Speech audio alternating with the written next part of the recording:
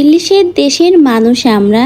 ইলিশ পছন্দ করে না এমন মানুষ হাতে গোনা খুবই অল্পই আছে। আসসালামু আলাইকুম। আমাদের আজকের রেসিপি আয়েশি ইলিশ বা ঝটপট ইলিশের রেসিপি। আশা করি রেসিপিটা সকলের কাছেই খুবই ভালো লাগবে। যারা নদী অঞ্চলের মানুষ তারা তো জানেন ইলিশের এই রেসিপিটা কতটা মজার। ইলিশের এই রেসিপিটাই না লাগে অতিরিক্ত মশলা আর না থাকে মশলা বাটা ঘষার ঝামেলা। এজন্যই তো এই রেসিপিটার নাম আয়েশি ইলিশ বা ঝটপট ইলিশ রেসিপি। ভিডিওটা দেখার মাঝে কিন্তু লাইক করতে ভুলবেন না। আর প্লিজ আপনি যদি আমার চ্যানেলে আজকেই নতুন হয়ে থাকেন তাহলে সাবস্ক্রাইব করে পাশে থেকে যাবেন।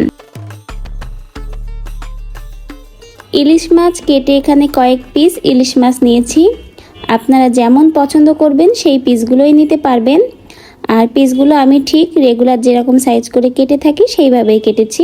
আপনারা পছন্দ মতো কাটবেন। মাছটা ভালো করে ধুয়ে নিয়েছি। এখন প্রথমেই মাছের ভিতরে আমি দিয়ে দিব পেঁয়াজ কুচি। এখানে আমি 1.5টার মতো পেঁয়াজ দিয়েছি। পেঁয়াজটা কিন্তু অপশনাল, চাইলে এই রেসিপিটাই নাও দিতে পারেন। এখন দিলাম স্বাদ মতো লবণ, হলুদ গুঁড়া আধা চামচের মতো এবং শুকনা লাল ঝালের গুঁড়া আমি 1.5 চামচের মতো দিয়েছি। ঝালের পরিমাণটা এখানে আমি বেশিই দিয়েছি। আপনারা স্পাইসি লেভেলটা যেমন খেতে পছন্দ করেন সেটা বুঝেই বাড়িয়ে কমিয়ে দিবেন। আর এখন দিব রেগুলার সয়াবিন তেল। যেটুকু মাছ দিয়েছি তার পরিমাণটা বুঝে এখানে আমি তেলটা অ্যাড করেছি। আপনারাও পরিমাণটা বুঝে দিবেন। সব কিছু এখন হাত দিয়ে খুব ভালো করে মাছের গায়ে মেখে নিব।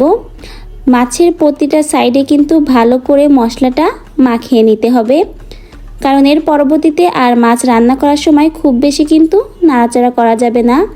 ইলিশ মাছটা তো নরম, এটা আমরা সবাই জেনে থাকি। বেশি নাড়াচাড়া করলে ভেঙে যাবে, তাই এখনই ভালো করে হাত দিয়ে মিশিয়ে নিতে হবে। খুবই ভালো করে মিশিয়ে নিয়েছি। এখন রান্না করার জন্য আমি 1 মগের থেকে কিছুটা কম পানি দিচ্ছি। সেদ্ধ হতে আর ভালো করে রান্না হতে যেটুকু পানি লাগে আমি সেটাই বুঝে দিচ্ছি। আপনারাও কিন্তু পরিমাণটা বুঝে এখানে পানিটা অ্যাড করবেন।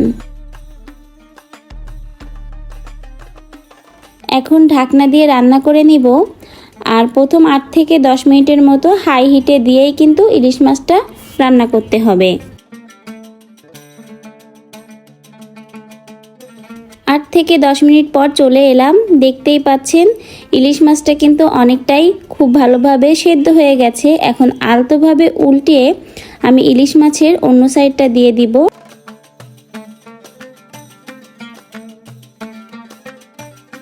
মাছগুলো কিন্তু খুবই আলতোভাবেই উল্টিয়ে দিতে হবে, তা না হলে কিন্তু মাছগুলো ভেঙে যেতে পারে।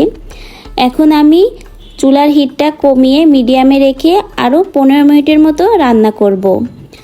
আর রান্নাটার মাঝে কিন্তু অবশ্যই আপনারা ঝাল লবণের স্বাদটা চেক করে নেবেন। চুলার হিট মিডিয়ামে রেখে 15 মিনিটের মতো রান্না করেছি। আর তারপরে দেখুন ইলিশ মাছটা কিন্তু খুব সুন্দরভাবে আমার রান্না হয়ে গেছে। ইলিশ মাছ রান্না করতে যেমন খুব বেশি মশলা লাগে না, অতিরিক্ত মশলা দিলে স্বাদটা যেমন নষ্ট হয়ে যায়, তেমন কিন্তু ইলিশ মাছ রান্না করতেও খুব বেশি সময় লাগে না। অল্প সময়ে কিন্তু এই মজাদার মাছটা রান্না করে নেওয়া যায়। তো এখন আমি চুলার জালটা নিভিয়ে পরিবেশন করে নিব। তৈরি হয়ে গেল খুব সহজেই আমার ইলিশ মাছের আয়েশি রেসিপি বা ঝটপট রেসিপি। ধোয়া ওঠা গরম ভাত, পোলাও বা খিচুড়ির সাথে ইলিশ মাছের এই রেসিপিটা কিন্তু খেতে লাগে অসম্ভব মজার। আশা করছি রেসিপিটা আপনাদের কাছে অবশ্যই অনেক ভালো লেগেছে। বাসায় একদিন ট্রাই করবেন। ভালো লেগে থাকলে ভিডিওটা লাইক করে দিবেন, শেয়ার করবেন সকলের কাছে এবং সাবস্ক্রাইব করতে প্লিজ ভুলবেন না। দেখা হবে আবারও আপনাদের সাথে নতুন ভিডিও নিয়ে। সবাই অনেক অনেক ভালো থাকবেন। আল্লাহ হাফেজ।